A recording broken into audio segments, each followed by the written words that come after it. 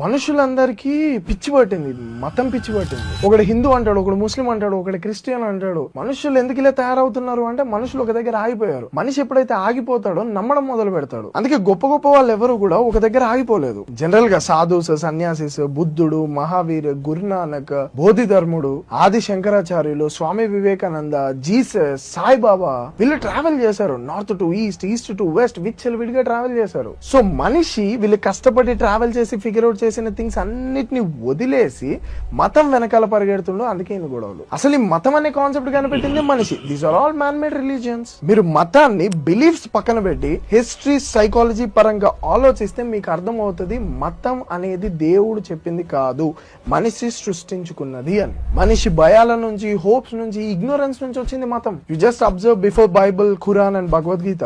Just go back to early human societies. వాళ్ళ life చాలా కష్టంగా ఉండేది, ఎప్పుడు సర్వైవింగ్ మోడ్ లో ఉండేవాళ్ళు. వాళ్ళకి జబ్బు, చావు, ఎర్త్ క్వేక్స్, థండర్ స్టార్మ్స్ వీటి మీద పెద్ద అవగాహన లేదు. So they created explanations. For example వర్షం పడితే ఆ వానదేవుడు కరుణించాడు అని చెప్పేసి they created all the stories. So that's what humans do when they are confused. So జరిగే ప్రతి ఒక్క న్యాచురల్ ఈవెంట్ కి ఏదో ఒక ఇన్విజిబుల్ ఫోర్స్ ఉంది అని నమ్మి దేవుడిని సృష్టించుకున్నాడు మనిషి. సో ఏదైనా తేడా జరిగితే, ఫర్ ఎగ్జాంపుల్ వర్షాలు పడకపోతే దేవుడు కోపంగా ఉన్నాడు అని చెప్పేసి వీళ్ళు ప్రేయర్ చేయడం స్టార్ట్ చేశారు. That's how ritual started. So ఈ రిచువల్స్ ట్రెడిషన్స్ అయ్యాయి, ఈ ట్రెడిషన్స్ జనరేషన్స్ పాస్ అయ్యాయి, స్టోరీస్ ఇంకా డీటెయిల్ గా తయారయ్యాయి. సో మెల్లమెల్లగా మతం అనేది ఐడెంటిటీ అయింది, మతం అనేది పవర్ అయింది, మతం అనేది లా అయింది. సో ఎర్లీ హ్యూమన్స్ ఒక దగ్గర పెరగలేదు, డిఫరెంట్ జియోగ్రఫికల్ ప్లేసెస్ లో పెరిగారు.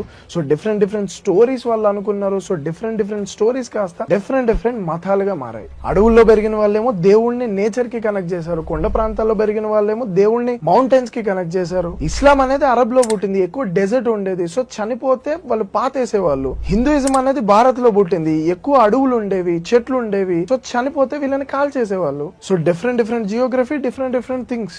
సో మ్యాటర్ సింపుల్, వాళ్ళందరూ ట్రావెల్ చేశారు, ఇవన్నీ తెలుసుకున్నారు. సో మీరు ట్రావెల్ చేయండి, మీకు అర్థం అవుద్ది.